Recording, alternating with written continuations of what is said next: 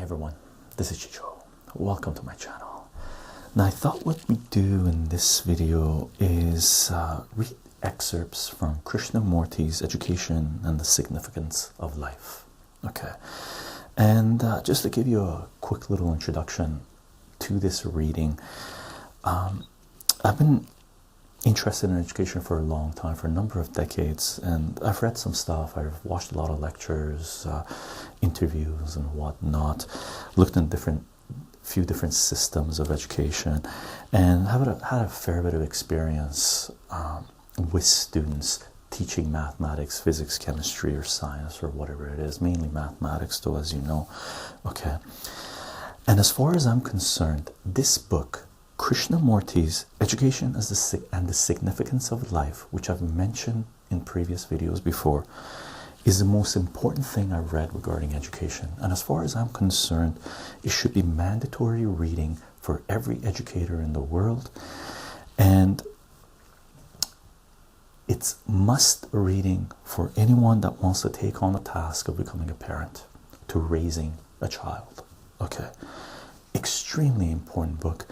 And for me to pull out these excerpts, these segments that we're going to read, I had to read this book, or I read this book, took out those excerpts on the third reading. So this is the only book in my life that I've read 3 times over. Okay, that's how important I consider this book to be. Mandatory reading for any educator in the world. Okay, and we'll consider that the introduction and just get into the readings, because I just want Krishnamurti's words to really tell the story of the importance of education in our society. And again, I highly recommend tracking this book down, either a hard copy or online. It is available online, freely available online, that you can read it. Okay, so I highly recommend tracking this book down and having a read through it from the beginning to the end. Extremely important book. Okay, and by the way, this book was written in the 1950s, just to give you a sort of a time stamp on when these words were first shared, and they resonate today more so, I believe, than they did back then. So this book was way ahead of its time, way ahead of its time. Okay, so Krishnamurti, Education and the Significance of Life.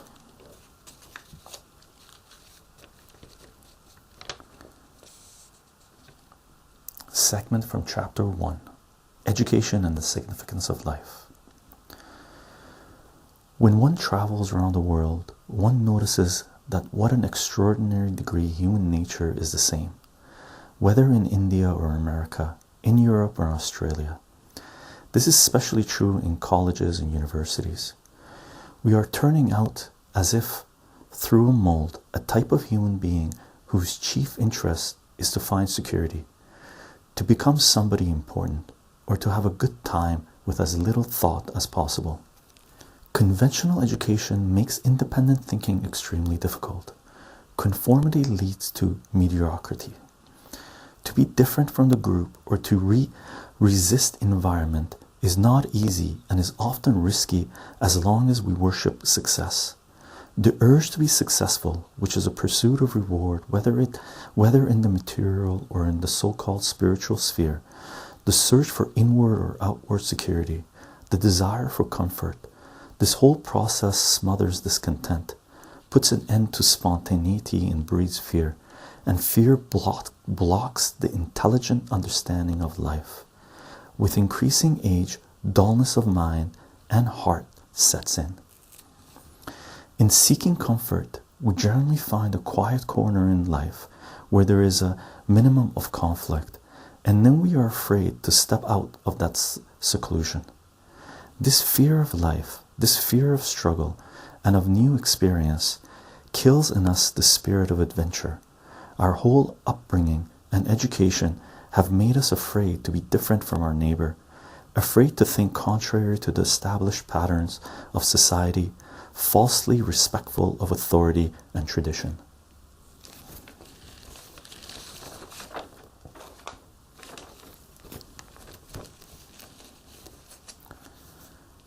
Chapter 2. The right kind of education. The ignorant man is not the unlearned, but he who does not know himself, and the learned man is stupid when he relies on books, on knowledge, and on authority to give him understanding. Understanding only comes through self-knowledge, which is awareness of one's total psychological process. Thus, education, in the true sense, in the understanding of oneself, for it is within each of us that the whole of existence is gathered. What we now call education is a matter of accumulating information and knowledge from books, which anyone can do who can read.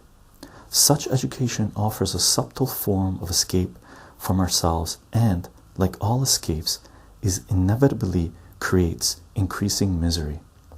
Conflict and confusion result from our own wrong relationship with people, things, and ideas, and until we understand that relationship and alter it, mere learning, the gathering of facts, and the acquiring of various skills can only lead us to engulfing chaos and destruction.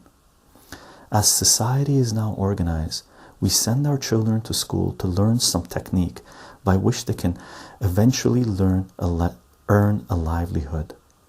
We want to make the child first and foremost a specialist, hoping thus to give him a secure economic position. But does the cultivation of a technique enable us to understand ourselves? While it is obviously necessary to know how to read and write, and to learn engineering or some other profession, will technique give us the capacity to understand life? Surely, technique is secondary. And if technique is the only thing we are striving for, we are obviously denying what is by far the greater part of life. Life is pain, joy, beauty, ugliness, love, and when we understand it as a whole, at every level, that understanding creates its own technique. But the contrary is not true. Technique can never bring about creative understanding. Present-day education is a complete failure because it has overemphasized technique. In overemphasizing technique, we destroy man. To cultivate capacity and efficiency without understanding life, without having a comprehensive perception of the ways of thought and desire, will only make us increasingly ruthless, which is to engender wars and jeopardize our physical security. The exclusive cultivation of technique has produced scientists, mathematicians, bridge builders, space conquerors, but do they understand the total process of life? Can any specialist experience life as a whole? Only when he ceases to be a specialist. Technical progress does solve certain kinds of problems for some people at one level, but it introduces wider and deeper issues too. To live at one level, disregarding the total process of life, is to invite misery and destruction. The greatest need and most pressing problem for every individual is to have an integrated comprehension of life, which will enable him to meet its ever-increasing complexities.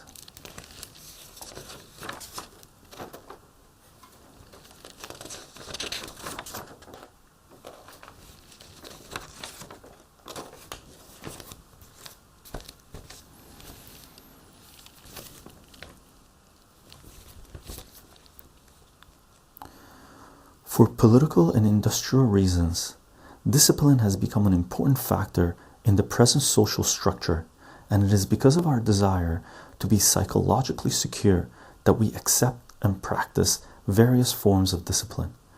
Discipline guarantees a result, and to us the end is more important than the means, but the means determine the end. One of the dangers of discipline is that the system becomes more important than the human beings who are enclosed in it. Discipline then becomes a substitute for love, and it is because our hearts are empty that we cling to discipline. Freedom can never come through discipline, through resistance. Freedom is not a goal, an end to be achieved. Freedom is at the beginning, not at the end. It is not to be found in some distant ideal. Freedom does not mean the opportunity for self-gratification or the setting aside of consideration for others. The teacher who is sincere will protect the children and help them in every possible way to grow towards the right kind of freedom, but it will be impossible for him to do this if he himself is addicted to an ideology, if he is any way dogmatic or self-seeking. Sensitivity can never be awakened through compulsion. One may compel a child to be outwardly quiet, but one has not come face to face with that which is making him obstinate, impotent, and so on. Compulsion breeds antagonism and fear. Reward and punishment in any form only make the mind subservient and dull. And if this is what we desire, then education through compulsion is an excellent way to proceed. But such education cannot help us to understand the child, nor can it build a right social movement in which separatism and hatred will cease to exist. In the love of the child, right education is implied, but most of us do not love our children. We are ambitious for them, which means that we are ambitious for ourselves. Unfortunately, we are so busy with the corruption occupations of the mind that we have little time for the promptings of the heart. After all, discipline implies resistance, and will resistance ever bring love? Discipline can only build walls about us. It is always exclusive, ever making for conflict. Discipline is not conducive to understanding, for understanding comes with observation, with inquiry in which all prejudice is set aside. Discipline is an easy way to control a child, but it does not help him to understand the problems involved in living. Some form of compulsion, the discipline of punishment and reward, may be necessary to maintain order and seeming quietness among a large number of students herded together in a classroom. But with the right kind of educator and a small number of students, would any repression, politically called discipline, be required? If the classes are small and the teacher can give his full attention to each child, observing and helping him, then compulsion or domination in any form is obviously unnecessary. If in such a group a student persists in disorderliness or is unreasonably mischievous, the educator must inquire into the cause of his misbehavior, which may be wrong diet, lack of rest, family wrangles, or some hidden fear. Implicit in right education is the cultivation of freedom and intelligence, which is not possible if there is any form of compulsion with its fears. After all, the concern of the educator is to help the student to understand the complexities of his whole being. To require him to suppress one part of his nature for the benefit of some other part is to create in him an endless conflict which results in social antagonism. It is intelligence that brings order, not discipline.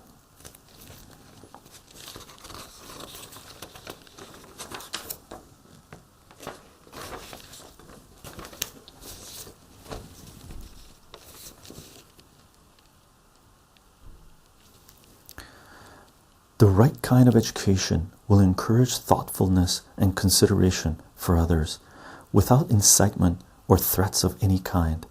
If we no longer seek immediate results, we shall begin to see how important it is that both the educator and the child should be free from the fear of punishment and the hope of reward, and from every other form of compulsion. But compulsion will continue as long as authority is part of relationship. The real problem in education is the educator.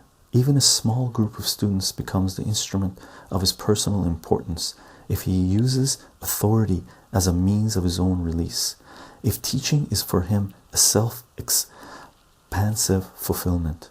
But mere intellectual or verbal agreement concerning the crippling effects of authority is stupid and vain.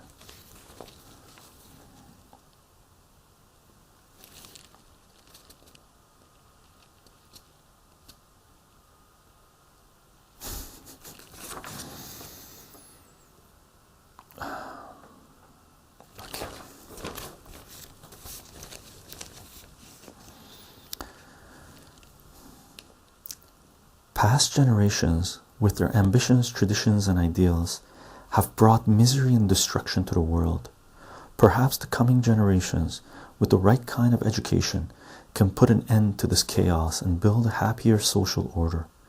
If those who are young have the spirit of inquiry, if they are constantly searching out the truth of all things, political and religious, personal and environmental, then youth will have great significance and there is hope for a better world.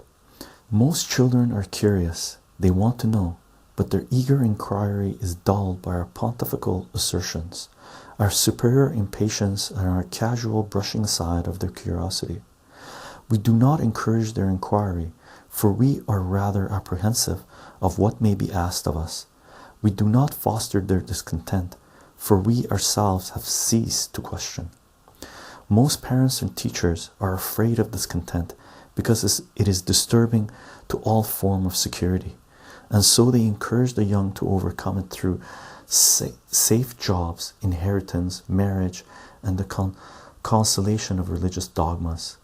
Elders knowingly only too well the many ways of blunting the mind and the heart proceed to make the child as dull as they are by impressing upon him the authorities, traditions, and beliefs which they themselves have accepted. Only by encouraging the child to question the book, whatever it be, to inquire into the validity of existing social values, traditions, forms of government, religious beliefs, and so on, can the educator and the parent hope to awaken and sustain his critical alertness and keen insight. The young, if they are at all alive, are full of hope and discontent. They must be, otherwise they are already old and dead. And the old are those who were once discontent, but who have successfully smothered that flame and have found security and comfort in various ways. They crave permanency for themselves and their families. They ardently desire certainty in ideas, in relationships, in possessions. So the moment they feel discontent, they become absorbed in their responsibilities, in their jobs, or in anything else, in order to escape from that disturbing feeling of discontent. While we are young is the time to be discontented, not only with ourselves, but also with the things about us. We should learn to think clearly and without bias, so as not to be inwardly dependent and fearful. Independence is not for that colored section of the map which we call our country, but for ourselves as individuals. And though outwardly we are dependent on one another, this mutual dependence does not become cruel or oppressive if inwardly we are free of the craving for power, possession, and authority.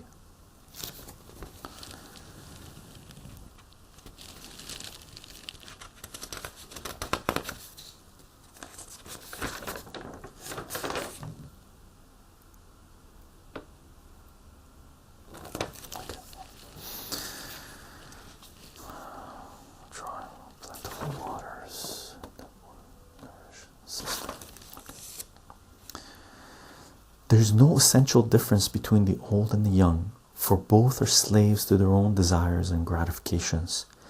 Maturity is not a matter of age, it comes with understanding. The ardent spirit of inquiry is perhaps easier for the young, because those who are older have been battered about by life. Conflicts have worn them out, and death in different forms awaits them.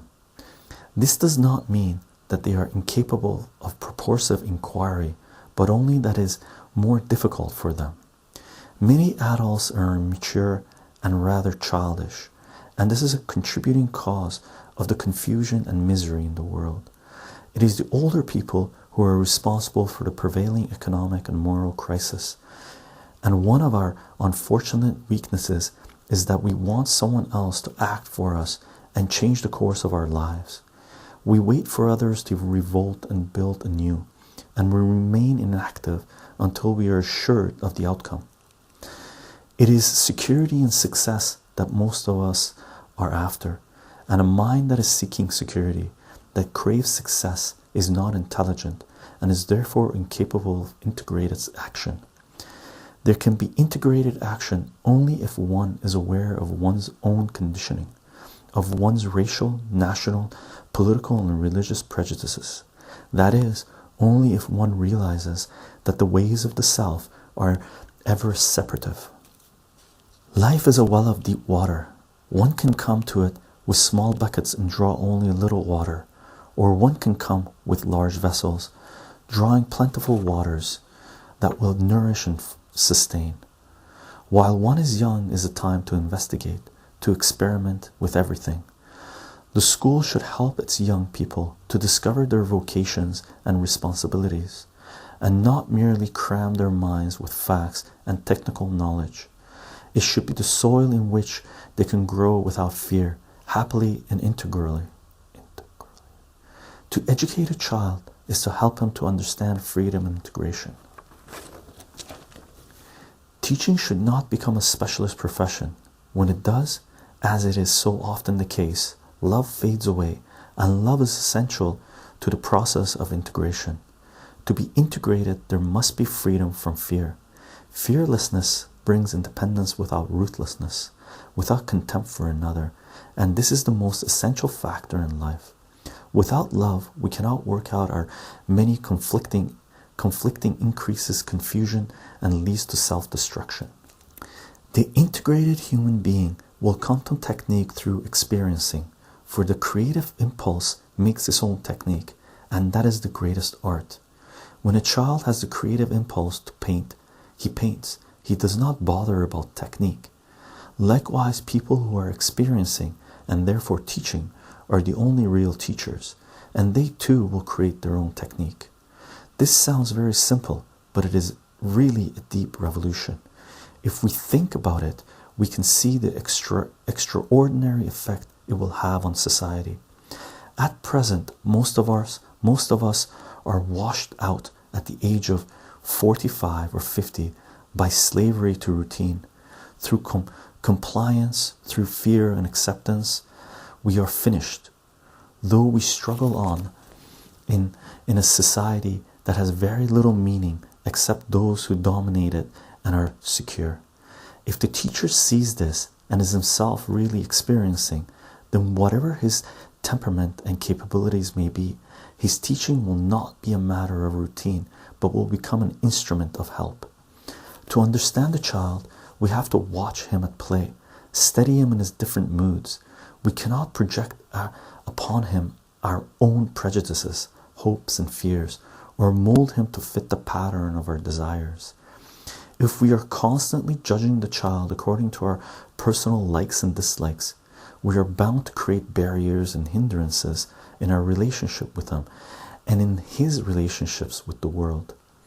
Unfortunately, most of us desire to shape the child in a way that is gratifying to our own vanities and idiosyncrasies. We find varying degrees of comfort and satisfaction in exclusive ownership and domination. Surely, this process is not relationship, but mere imposition, and it is therefore essential to understand the difficult and complex desire to dominate. It takes many subtle forms, and in its self-righteous aspect, it is very obstinate. The desire to serve with the unconscious longing to dominate is difficult to understand. Can there be love where there is possessiveness? Can we be in communion with those who we seek to control? To dominate is to use another for self-gratification, and where there is the use of another, there is no love. When there is love, there is consideration, not only for the children, but for every human being. Unless we are deeply touched by the problem, we will never find the right way of education. Mere technical training inadvertently makes for ruthlessness, and to educate our children, we must be sensitive to the whole movement of life.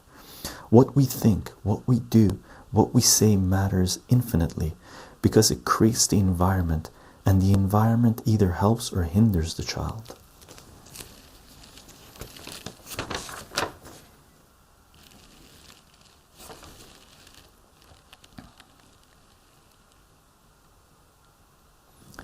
The present educational and social structure does not help the individual towards freedom and integration, and if the parents are at all in earnest and desire that the child shall grow to his fullest integral capacity, they must begin to alter the influence of the home and set about creating schools with the right kind of educators. The influence of the home and that of the school must not be in any way contradictory, so both parent and teachers must re-educate themselves. The contradiction which so often exists between the private life of the individual and his life as a member of the group creates an endless battle within himself and in his relationships. This conflict is encouraged and sustained through the wrong kind of education, and both governments and organized religions add to the confusion by their contradictory doctrines. The child is divided within himself from the very start, which results in personal and social disaster. If those of us who love our children and see the urgency of this problem will set our minds and hearts to it, then, however few we may be, through right education and an intelligent home environment, we can help to bring about integrated human beings. But if we, like so many others, we fill our hearts with the cunning things of the mind, then we shall continue to see our children destroyed in wars, in famines, and by our own psychological conflicts. Right education comes with the transformation of ourselves. We must re-educate ourselves not to kill one another for any cause, however righteous, for any ideology, however promising it may appear to be for the future happiness of the world. We must learn to be compassionate, to be content with little, and to seek the supreme, for only then can there be the true salvation of mankind.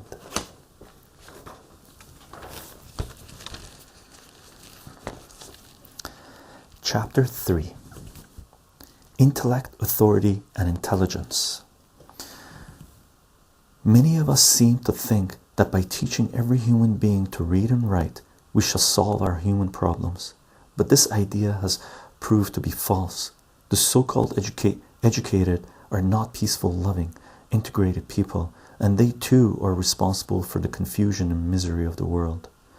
The right kind of education means the awakening of intelligence, the fostering of integrated life, and only such education can create a new culture and a peaceful world. But to bring about this new kind of education, we must make a fresh start on an entirely different basis. With the world falling into ruin about us, we discuss theories and vain political questions and play with superficial reforms. But does this not indicate utter thoughtlessness on our part? Some may agree that it does, but they will go on doing exactly as they have always done, and that is the sadness of existence. When we hear a truth and do not act upon it, it becomes a poison within ourselves, and that poison spreads, bringing psychological disturbances, unbalance, and ill health. Only when creative intelligence is awakened in the individual is there a possibility of a peaceful and happy life. We cannot be intelligent by merely substituting one government for another, one party or class for another, one exploiter for another. Bloody revolution can never solve our problems. Only a profound inward revolution which alters all our values can create a different environment, an intelligent social structure, and such a revolution can be brought about only by you and me. No new order will arise until we individually break down our own psychological barriers and are free.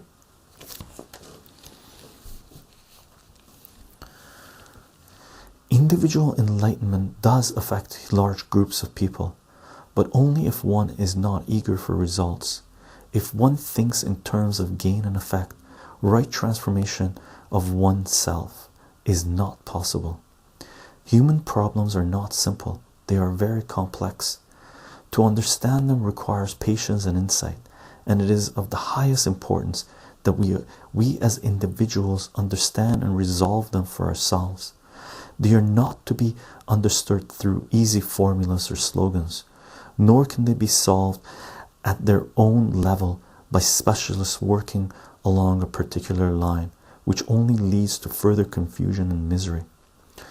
Our many problems can be understood and resolved only when we are aware of ourselves as a total process, that is, when we understand our whole psychological makeup, and no religious or political leader can give us the key to that understanding.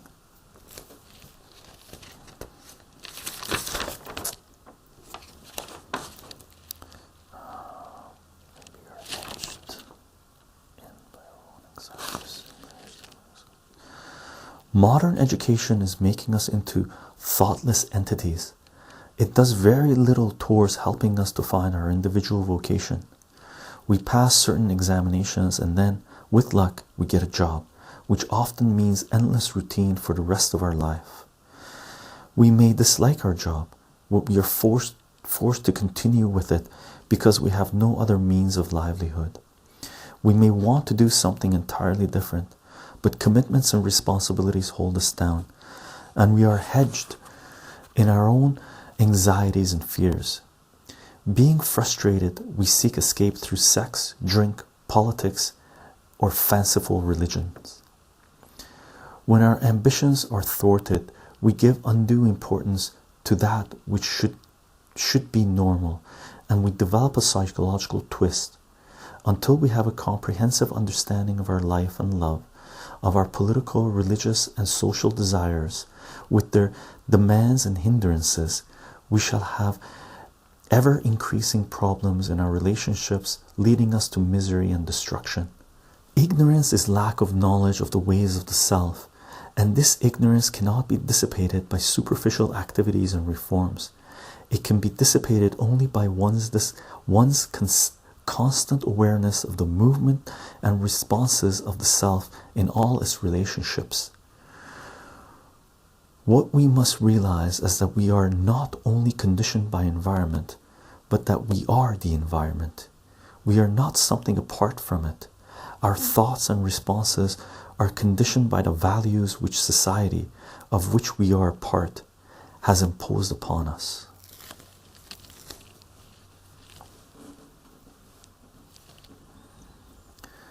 Conformity begins in childhood through education and the impact of society.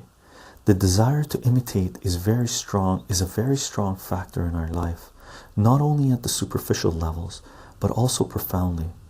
We have hardly any independent thoughts and feelings. When they do occur, they are mere reactions and are therefore not free from the established pattern, for there is no freedom in reaction. Philosophy and religion laid down certain methods whereby we can come to the realization of truth or God, yet merely to follow a method is to remain thoughtless and unintegrated, however beneficial the method may seem to be in our daily social life. The urge to conform, which is the desire for security, breeds fear and brings to the fore the political and religious authorities, the leaders and heroes who encourage subservience and by whom we are subtly or grossly dominated. But not to conform is only a reaction against authority, and is no way helps us to become integrated human beings. Reaction is endless. It only leads to further reaction.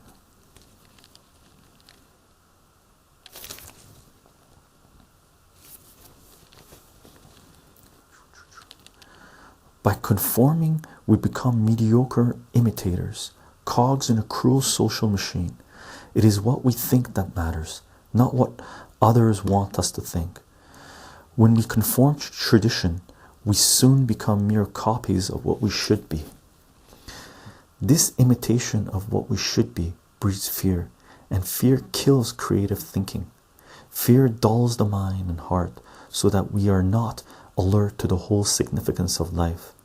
We become insensitive to our own sorrows, to the movement of the birds, to the smiles and miseries of others.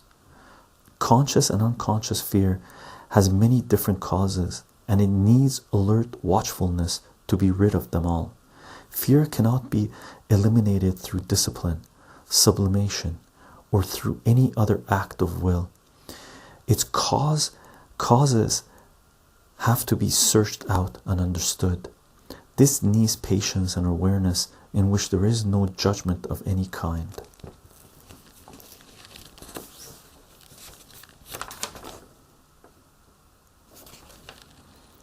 We can see this process going on around us. We hope to achieve freedom through conformity, but are not the means as important as the end? Do not the means shape the end? To have peace, one must employ peaceful means. For if the means are violent, how can the end be peaceful? If the end is freedom, then the beginning must be free. For the end and the beginning are one. There can be self-knowledge and intelligence only when there is freedom at the very onset, and freedom is denied by the acceptance of authority. We worship authority in various forms: knowledge, success, power, and so on. We exert authority on the young, and at the same time we are afraid of superior authority. When man himself has no inward vision, outward power and possession assume vast importance, and then the individual is more and more subject to authority and compulsion, and becomes the instrument of others. We can see this process going on all around us. In movements of crisis, the democratic nations act like the totalitarian, forgetting their democracy and forcing man to conform.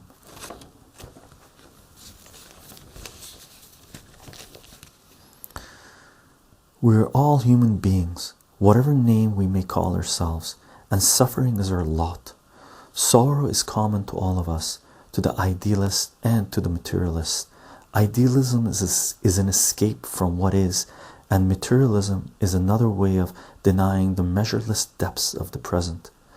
But the idealist and the materialist have their own ways of avoiding the complex problems of suffering. Both are consumed by their own cravings, ambitions, and conflicts, and their ways of life are not conducive to tranquility. They are both responsible for the confusion and misery of the world.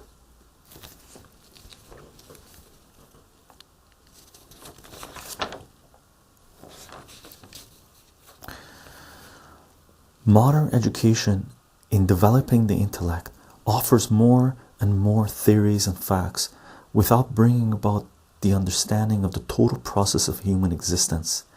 We are highly intellectual.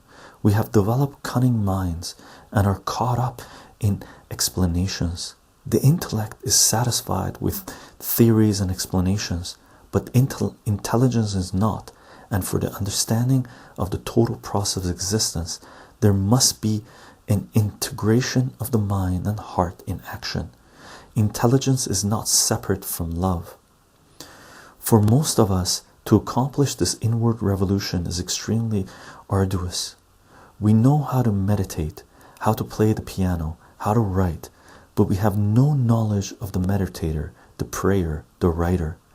We are not creators, for we have filled our hearts and minds with knowledge, information, and arrogance. We are full of quotations from what others have thought or said, but experiencing comes first, not the way of experiencing.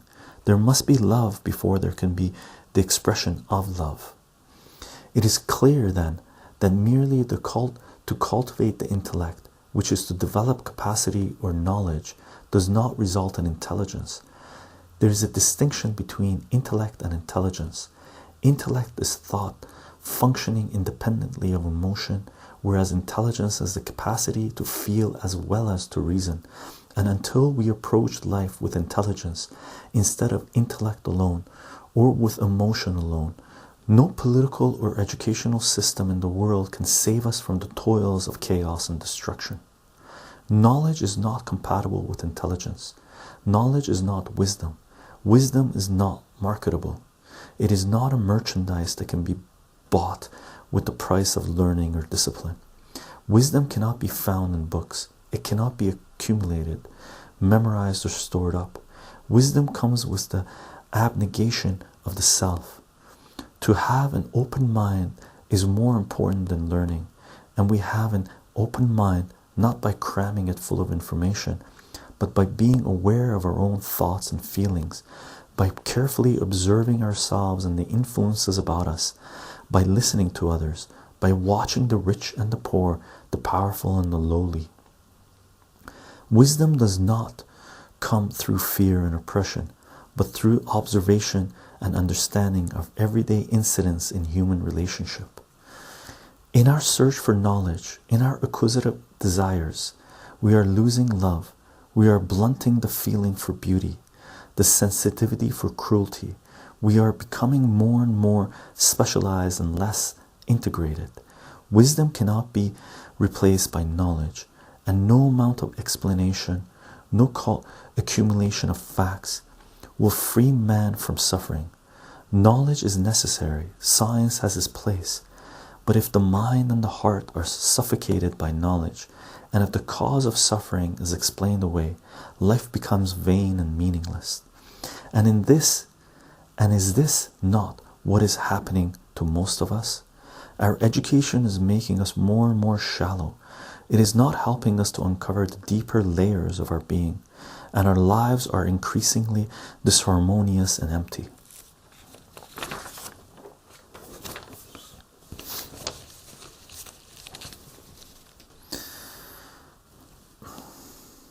Only love and right thinking will bring about true revolution, and revolution within ourselves.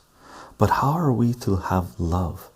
Not through the pursuit of the ideal of love, but only when there is no hatred and there is no greed, when the sense of self, which is the cause of antagonism, comes to an end. A man who is caught up in the pursuit of exploitation, of greed, of envy, can never love. Without love and right thinking, oppression and cruelty will ever be on the increase. The problem of man's antagonism to man can be solved not by pursuing the ideal of peace, but by understanding the causes of war which lie in our attitudes towards life, towards our fellow beings. And this understanding can come about only through the right kind of education. Without a change of heart, without goodwill, without the inward transformation which is born of self-awareness, there can be no peace, no happiness for man. Chapter 4: Education and World Peace. Another cause of the present chaos is dependence on authority, on leaders, whether in daily life, in the small school, or in the university. Leaders and their authority are deteriorating factors in any culture. When we follow another, there is no understanding, but only fear and conformity, eventually leading to the cruelty of the totalitarian state and the dogmatism of organized religion. To rely on governments, to look for organizations and authorities for that peace which must begin with the understanding of ourselves, is to create further and still greater conflict, and there can be no lasting happiness as long as we accept a social order in which there is endless strife and antagonism between man and man. If we want to change existing conditions, we must first transform ourselves, which means that we must become aware of our actions, thoughts, and feelings in everyday life. But we do not really want peace. We do not want to put an end to exploitation. We will not allow our greed to be interfered with, or the foundations of our present social structure to be altered. We want things to continue as they are, with only superficial modifications, and so the powerful and the cunning inevitably rule our lives. Peace is not achieved through any ideology. It does not depend on legislation. It comes only when we as individuals begin to understand our psychological process. If we avoid the responsibility of acting individually and wait for some new system to establish peace, we shall merely become the slaves of that system. When governments, dictators, big business, and the clerically powerful begin to see that this increasing antagonism between men only leads to indiscriminate destruction and is therefore no longer profitable, they may force us through legislation and other means of compulsion to suppress our personal cravings and ambitions and to cooperate for the well-being of mankind. Just as we are now educated and encouraged to be competitive and ruthless, so then we shall be compelled to respect one another and to work for the world as a whole. And even though we may all be well fed, clothed, and shelters, we shall not be free of our conflicts and antagonism, which will merely have shifted to another plane, where they will be still more diabolical and devastating. The only moral or righteous action is voluntary, and understanding alone can bring peace and happiness to man.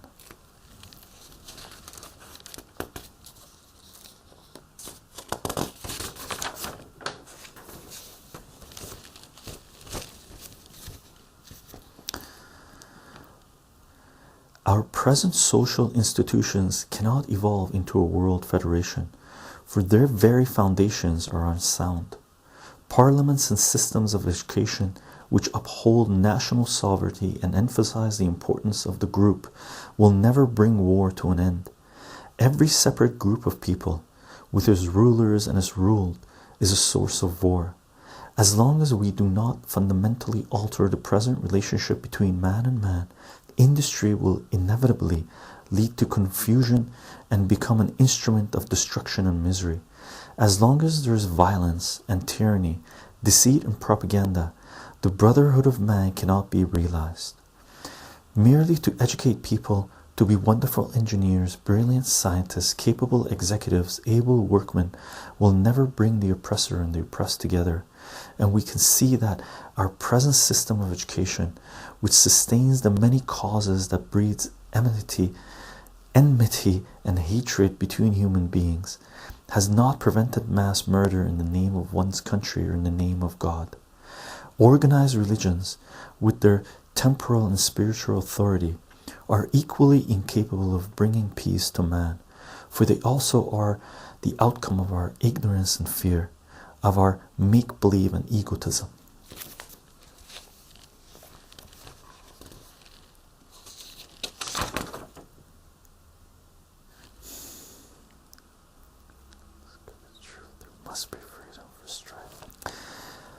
One of the chief causes of hatred and strife is the belief that particular class or race is superior to another. The child is neither class nor race conscious. It is the home or school environment, or both, which makes him feel separative. In himself, he does not care whether his playmate is a Negro or a Jew, a Bahman or a non-Bahman. But the influence of the whole social structure is continually impinging on his mind, affecting and shaping it. Here again, the problem is not with the child, but with the adults, who have created a senseless environment of separatism and false values.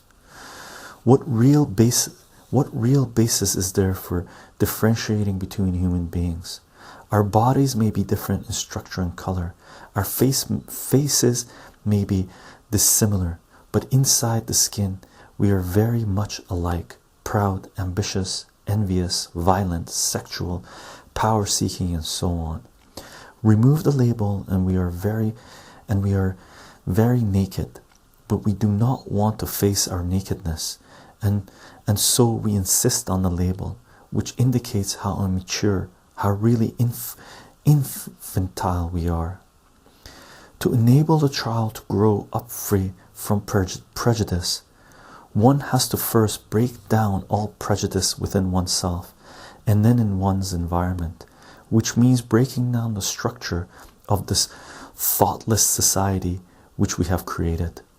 At home, we may tell the child how absurd it is to be conscious of one's class or race, and he will probably agree with us.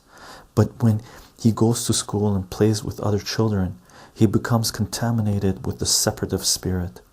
Or it may be the other way around. The home may be traditional, narrow, and the school's influence may be broader. In either case, there's constant battle between the home and the school environment, and the child is caught between the two. To raise a child sanely, to help him to be perceptive so that he sees through these stupid prejudices, we have to be in close relationship with them. We have to talk things over and let him listen to intelligent conversation. We have to encourage the spirit of inquiry and discontent which is already in him, thereby helping him to discover for himself what is true and what is false. It is constant inquiry, true dissatisfaction that brings creative intelligence, but to keep inquiry and discontent awake is extremely arduous, and most people do not want their children to have this kind of intelligence, for it is very uncomfortable to live with someone who is constantly questioning accepted values. All of us are discontented when we are young, but unfortunately our discontent soon fades away, smothered by our imitative tendencies and our worship of authority. As we grow older, we begin to crystallize, to be satisfied and apprehensive. We become executives, priests, bank clerks, factory managers, technicians, and slow decay sets in. Because we desire to maintain our positions, we support the destructive society which has placed us there and given us some measure of security. Government control of education is a calamity. There is no hope of peace and order in the world as long as education is the handmaid of the state or of organized religion. Yet more and more governments are taking charge of the children and their future, and if it is not the government, then it is the religious organizations which seek to control education.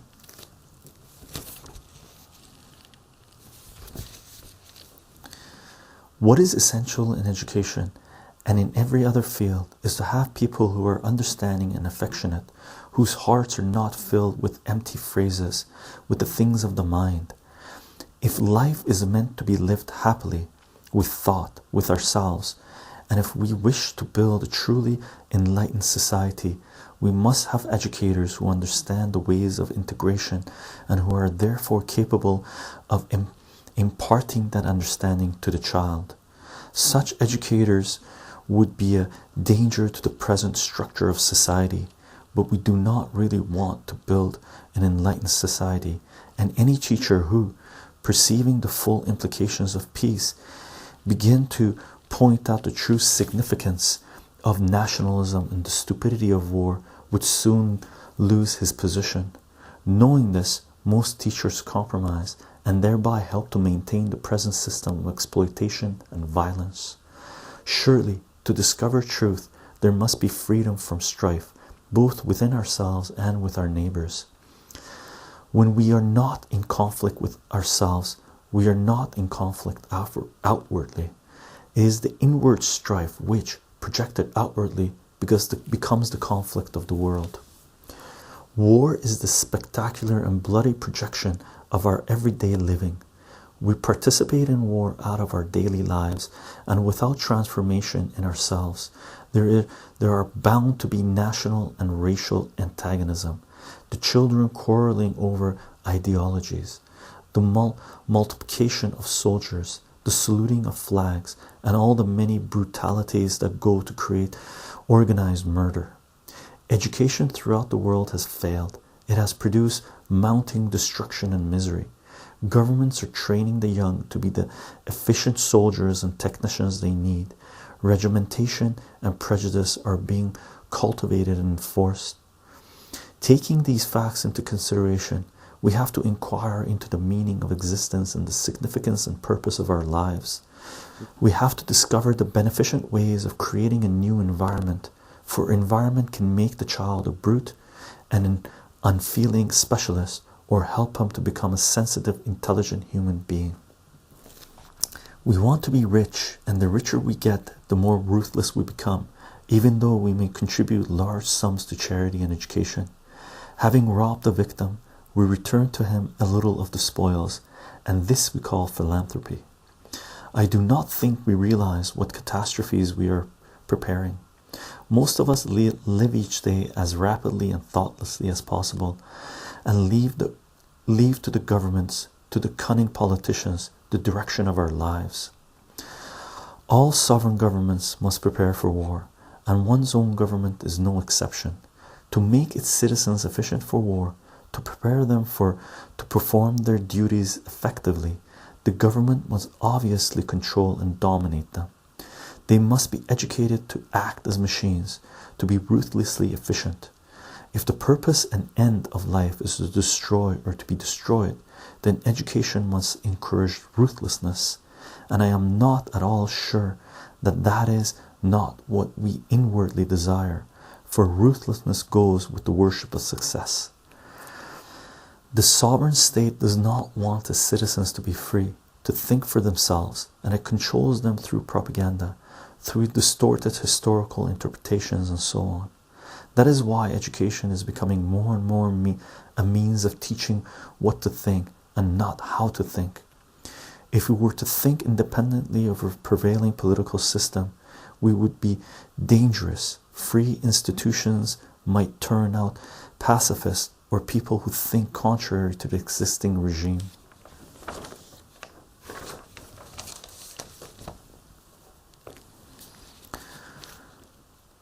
Right education is obviously a danger to sovereign governments, and so it is prevented by crude or subtle means. Education and food in the hands of the few have become the means of controlling man, and governments, whether on the left or on the right, are unconcerned as long as we are efficient machines for turning out merchandise and bullets. Now, the fact that this is happening the world over means that we, who are the citizens and educators, and who are responsible for the existing governments, do not fundamentally care whether there is freedom or slavery, peace or war, well-being or misery for man.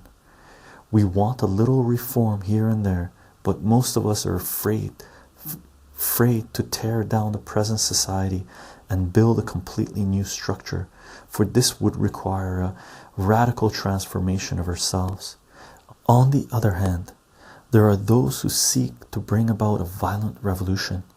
Having helped to build the existing social order with all its conflicts, confusions, and misery, they now desire to organize a perfect society.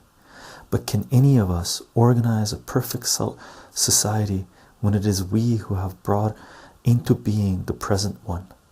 To believe that peace can be achieved through violence is to sacrifice the present for a future ideal, and this seeking of a right end through wrong means is one of the causes of the present disaster. If we are to change radically our present human relationship, which has brought untold misery to the world, our only and immediate task is to transform ourselves through self-knowledge. So we come to the central point, which is oneself, but we dodge that point and shift the responsibility onto governments, religions, and ideologies. The government is what we are. Religions and ideologies are but a projection of ourselves, and until we change fundamentally, there can be neither right education nor a peaceful world.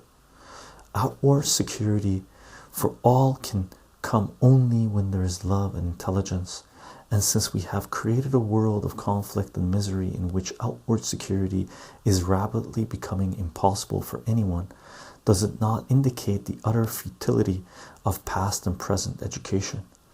As parents and teachers, it is our direct responsibility to break away from traditional thinking and not merely rely on the experts and their findings. Efficiency in technique has given us a certain capacity to earn money, and that is why most of us are satisfied with the present social structure. But the true educator is concerned only with right living, right education, and right means of livelihood. Chapter 5. The School. The right kind of education is concerned with individual freedom, which alone brings true cooperation with the whole, with the many. But this freedom is not achieved through the pursuit of one's own aggrandizement and success. Freedom comes with self-knowledge, when the mind goes above and beyond the hindrances it has created for itself through craving its own security. It is the function of education to help each individual to discover all these psychological hindrances, and not merely impose upon him new patterns of conduct, new codes of thought. Such impositions will never awaken intelligence, creative understanding, but will only further condition the individual. Surely this is what is happening throughout the world, and that is why our problems continue and multiply. It is only when we begin to understand the deep significance of human life that there can be true education. But to understand, the mind must intelligently free itself from the desire for inward which breeds fear and conformity. If we regard our children as personal property, if to us they are the continuance of our petty selves and the fulfillment of our ambitions, then we shall build an environment, a social structure in which there is no love, but only the pursuit of self-centered advantages. A school which is successful in the worldly sense is more often than not a failure as an educational center. A large and flourishing institution in which hundreds of children are educated together, with all its accompanying show and success, can turn out bank clerks and super salesmen, industrialists and commissars, superficial people who are technically efficient. But there is hope only in the integrated individual, which only small schools can help to bring about.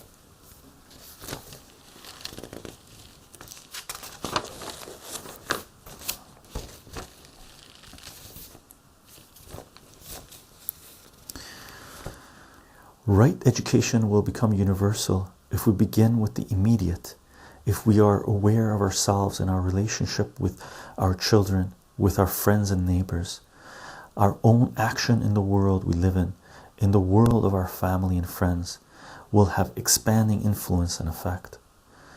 By being fully aware of ourselves in all our relationships, we shall begin to discover those confusion and limitations within us and which we are now ignorant. And in being aware of them, we shall understand and so dissolve them.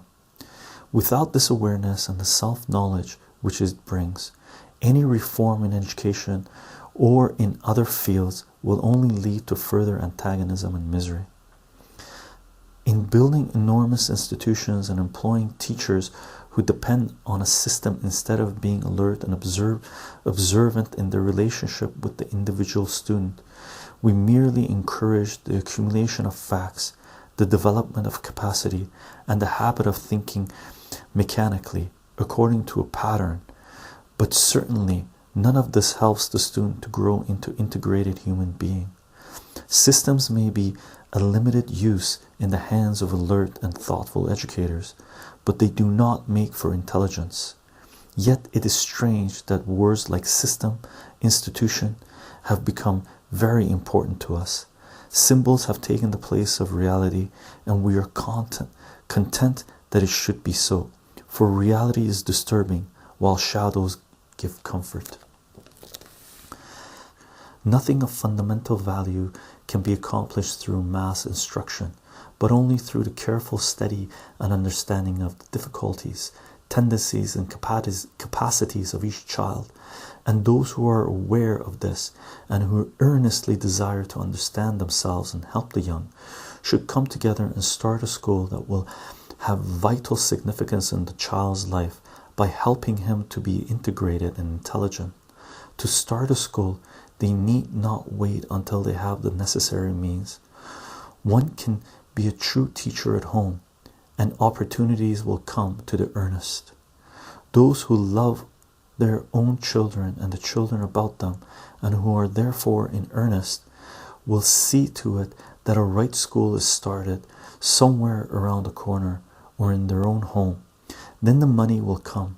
It is the least important consideration. To maintain a small school of the right kind is of course financially difficult. It can flourish only on self-sacrifice, not on a fat bank account. Money inevitably corrupts unless there is love and understanding. But if it is really a worthwhile school, the necessary help will be found.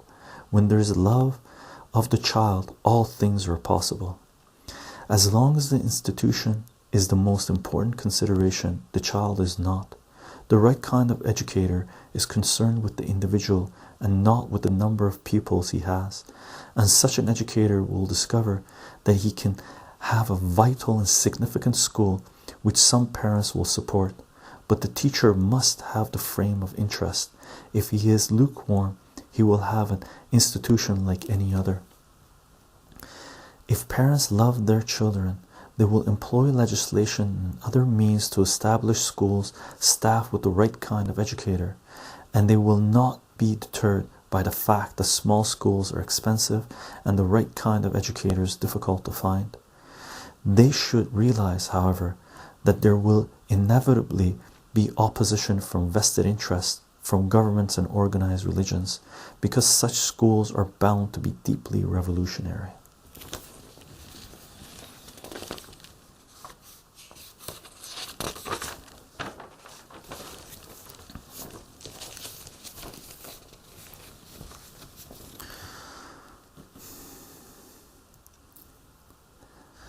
Self-government in the school is a preparation for self-government in later life.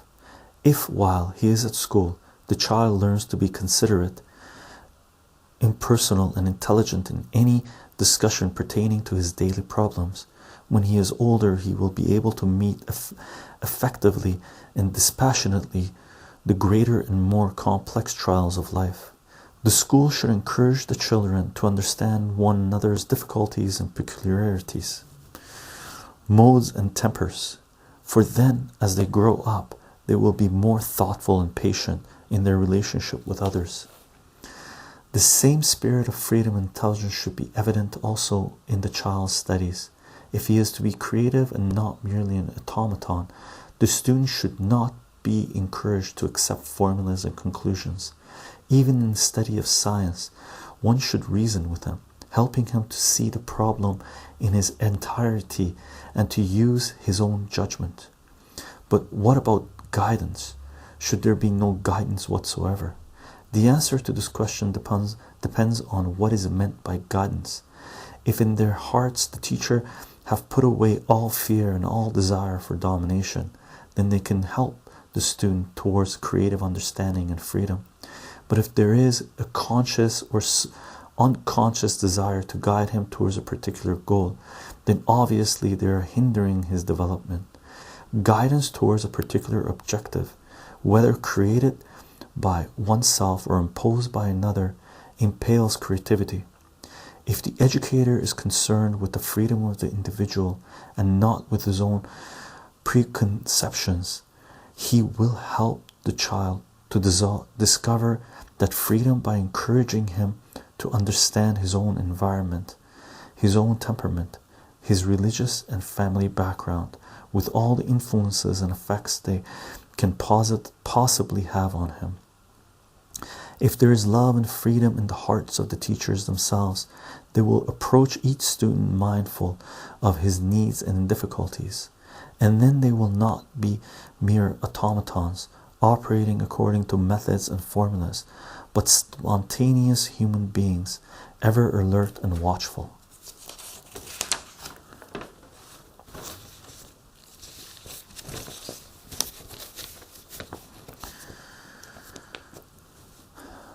The responsibility for building a peaceful and enlightened society rests chiefly with the educator, and it is obvious, without becoming emotionally stirred up about it, that he has a very great opportunity to help in achieving that social transformation. The right kind of education does not depend on the regulations of any government or the methods of any particular system. It lies in our own hands, in the hands of the parents and the teachers. If parents really cared for their children, they would build a new society, but fundamentally most parents do not care, and so they have no time for this most urgent problem. They have time for making money, for amusements, for rituals and worship, but no time to consider what is the right kind of education for their children. This is a fact that the majority of people do not want to face. To face it might mean that they would have to give up their amusements and distractions, and certainly they are not willing to do that. So they send their children off to schools where the teacher cares no more for them than they do. Why should he care? Teaching is merely a job to him, a way of earning money. The world we have created is so superficial, so artificial, so ugly if one looks behind the curtain, and we decorate the curtain, hoping that everything will somehow come right. Most people are unfortunately not very earnest about life, except perhaps when it comes to making money, gaining power, or pursuing sexual excitement. They do not want to face the other complexities of life, and that is why when their children grow up, they are as immature and unintelligent as their parents, constantly battling with themselves and with the world. We say so easily that we love our children, but is there love in our hearts when we accept the existing social conditions, when we do not want to bring about a fundamental transformation in this destructive society? As long as we look to the specialists to educate our children, this confusion and misery will continue, for the specialists, being concerned with the part and not with the whole, are themselves unintegrated. Instead of being the most honored and responsible occupation, education is now considered slightly, and most educators are fixed in a routine. They are not really concerned with integration and intelligence, but with the imparting of information. And a man who merely imparts information with the world crashing about him is not an educator. An educator is not merely a giver of information. He is one who points the way to wisdom, to truth. Truth is far more important than the teacher. The search for truth is religion, and truth is of no country, of no creed. It is not to be found in any temple, church, or mosque. Without the search for the truth, society soon decays. To create a new society, each one of us has to be a true teacher, which means that we have to be both the pupil and the master. We have to educate ourselves.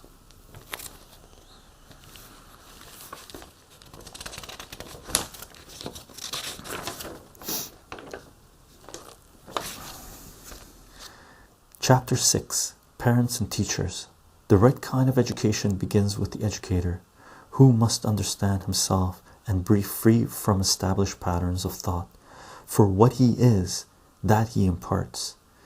If he has not been rightly educated, what can he teach except the same mechanical knowledge on which he himself has been brought up?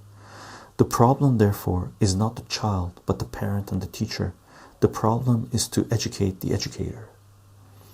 If we who are the educators do not understand ourselves, if we do not understand our relationship with the child, but merely stuff him with information and make him pass examinations, how can we possibly bring about a new kind of education? The pupil is there to be guided and helped, but if the guide, the helper, is himself confused and narrow, nationalistic and theory-ridden, then naturally his pupil will be what he is, and education becomes a source of further confusion and strife. If we see the truth of this, we will realize how important it is that we begin to educate ourselves rightly. To be concerned with our own re-education is far more necessary than to worry about the future well-being and security of the child.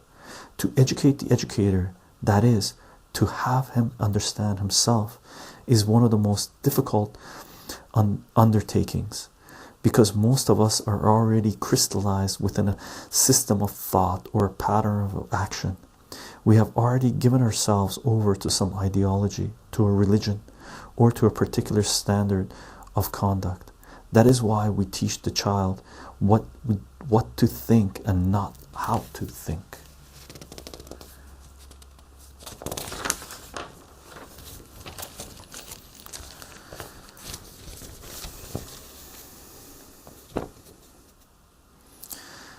Being absorbed in their own problems, many parents shift to the teacher the responsibility for well-being of their children, and then it is important that the educator help in the education of the parents as well.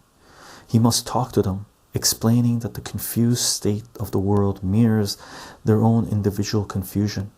He must point out that scientific progress in itself cannot bring about a radical change in existing values. That technical training, which is now called education, has not given man freedom or made him any happier, and that to condition the student to accept the present environment is not conducive to intelligence. He must tell them what he is attempting to do for their child and how he is setting about it. He has to awaken the parents' confidence, not by assuming the authority of a specialist dealing with ignorant laymen, but by talking over with them the child's temperament, difficulties, aptitudes, and so on. If the teacher takes a real interest in the child as an individual, the parent will have confidence in him. In this process, the teacher is educating the parents as well as himself, while learning from them in return. Right education is a mutual task demanding patience, consideration, and affection. Enlightened teachers in an enlightened community could work out this problem and how to bring up children. The experiments along these lines should be made on a small scale by interested teachers and thoughtful parents.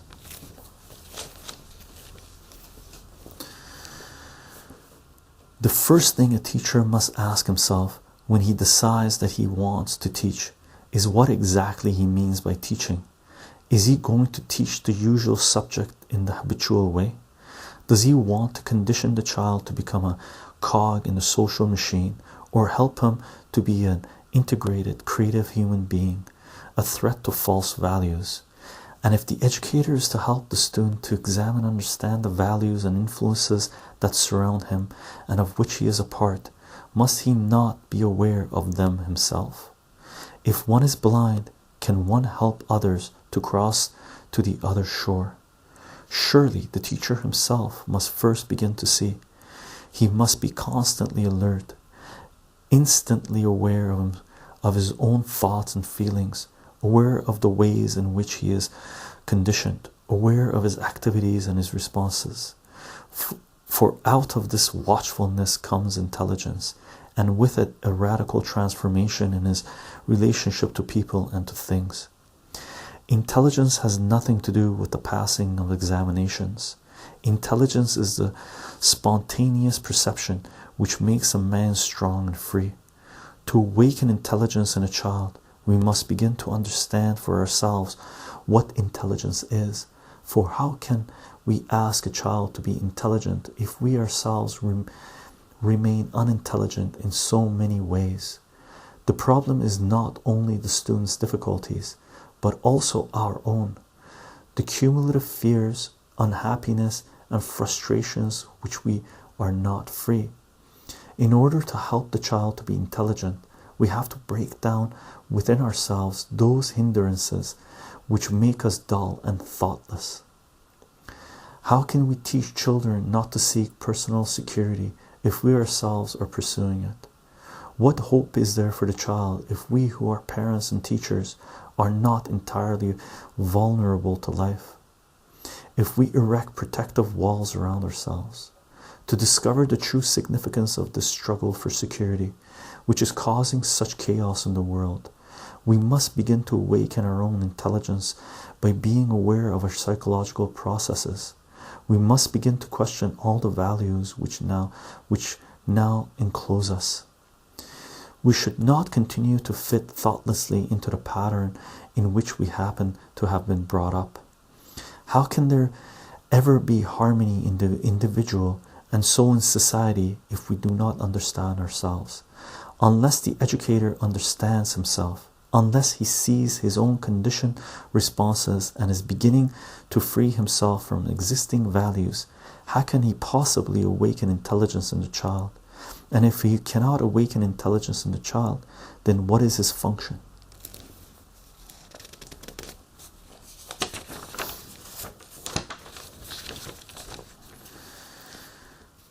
If children are to be free from fear, whether of their parents, of their environment, or of God, the educator himself must have no fear.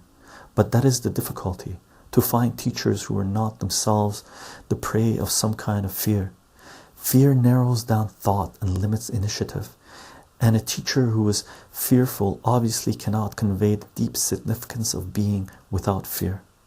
Like goodness, fear is contagious. If the educator himself is secretly afraid, he will pass that fear on to his students, although its contamination may not be immediately seen. Domination or compulsion of any kind is a direct hindrance to freedom and intelligence. The right kind of educator has no authority, no power in society. He is beyond the ethics and sanctions of society. If we are to help the student to be free from his hindrances, which have been created by himself and by his environment, then every form of compulsion and domination must be understood and put aside. And this cannot be done if the educator is not also freeing himself from all crippling authority. All authority is a hindrance, and it is essential that the educator should not become an authority for the student. The building up of authority is both a conscious and unconscious process. The student is uncertain, groping, but the teacher is sure in his knowledge, strong in his experience. The strength and certainty of the teacher give assurance to the student, who tends to bask in that sunlight. But such assurance is neither lasting nor true. The teacher who consciously or unconsciously encourages dependence can never be of great help to his student. He may overwhelm him with his knowledge, dazzle them with his personality, but he is not the right kind of educator, because his knowledge and experience are his addiction, his security, his prison, and until he himself is free of them, he cannot help his student to be integrated human beings. To be the right kind of educator, a teacher must constantly be freeing himself from books and laboratories. He must ever be watchful to see that the students do not make of him an example, an ideal, an authority. When the teacher desires to fulfill himself in his students, when their success is his, then his teaching is a form of self-continuation, which is detrimental to self-knowledge and freedom. The right kind of educator must be aware of all these hindrances in order to help his students to be free, not only from his authority, but from his own self-enclosing pursuits.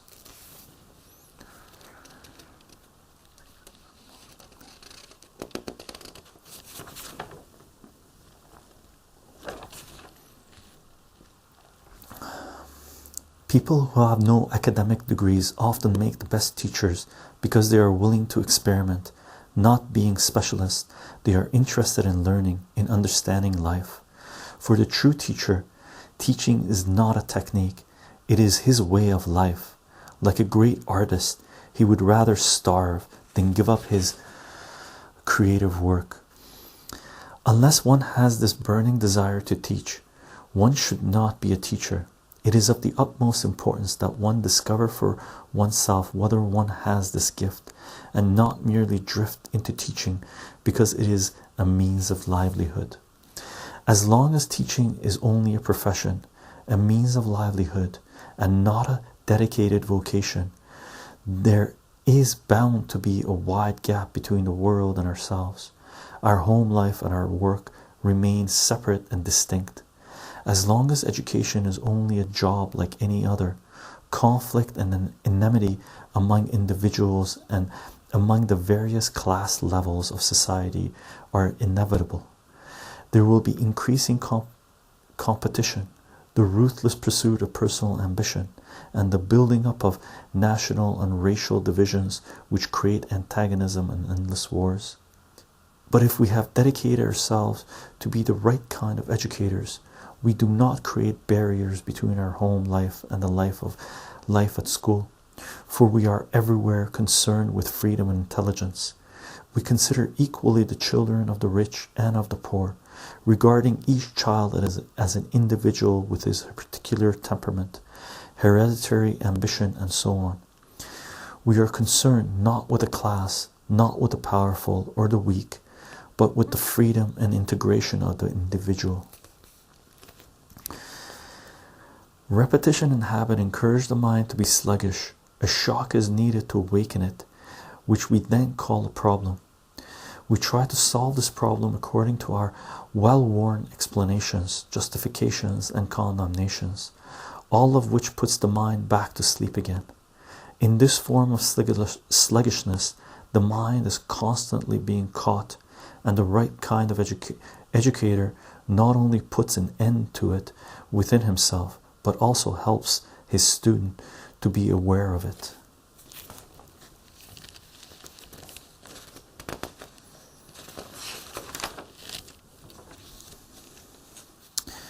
If teaching is one's vocation, and if one perceives the grave importance of the right kind of education, one cannot help but be the right kind of educator. There is no need to follow any method. The very fact of understanding that the right kind of education is indispensable if we are to achieve the freedom and integration of the individual brings about a fundamental change in oneself. If one becomes aware that there can be peace and happiness for man only through right education, then one will naturally give one's whole life and interest to it. One teaches because one wants the child to be rich inwardly, which will result in his giving right value to possessions.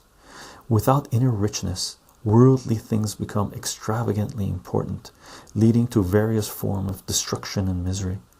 One teaches to encourage the student to find his true vocation and to avoid those occupations that foster antagonism between man and man. One teaches to help the young towards self-knowledge, without which there can be no peace, no lasting happiness. One's teaching is not self-fulfillment, but self-abnegation. Without the right kind of teaching, illusion is taken for reality, and then the individual is ever in conflict with himself, and therefore there's conflict in his relationship with others, which is society.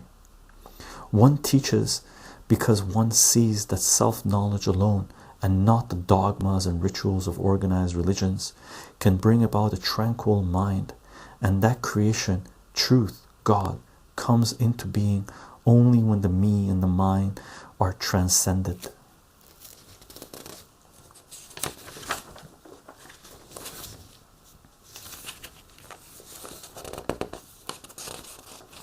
Chapter 7: Sex and Marriage.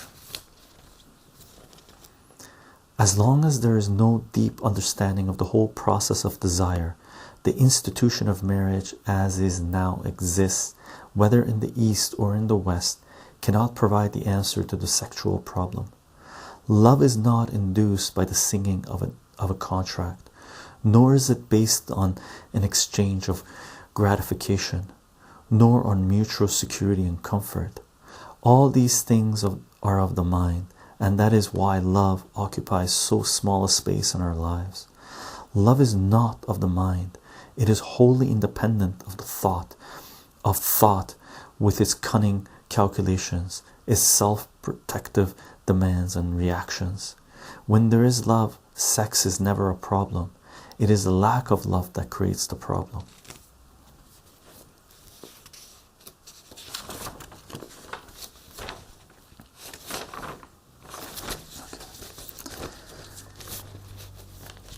Chapter 8: Art, Beauty, and Creation.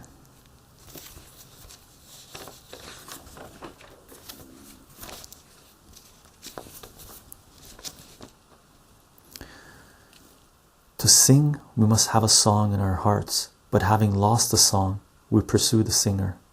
Without an intermediary, we feel lost, but we must be lost before we can discover anything.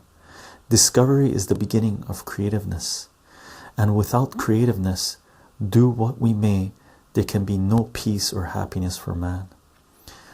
We think that we shall be able to live happily, creatively, if we learn a method, a technique, a style, but creative happiness comes only when there is inward richness. It can never be attained through any system. Self-improvement, which is another way of assuring the security of the me and the mind, is not creative, nor is it love of beauty. Creativeness comes into being when there is constant awareness of the ways of the mind and the hindrances it has built for itself. The freedom to create comes with self-knowledge, but self-knowledge is not a gift. One can be creative without having any particular talent. Creativeness is a state of being in which the conflicts and sorrows of the self are absent, a state in which the mind is not caught up in the demands and pursuits of desire.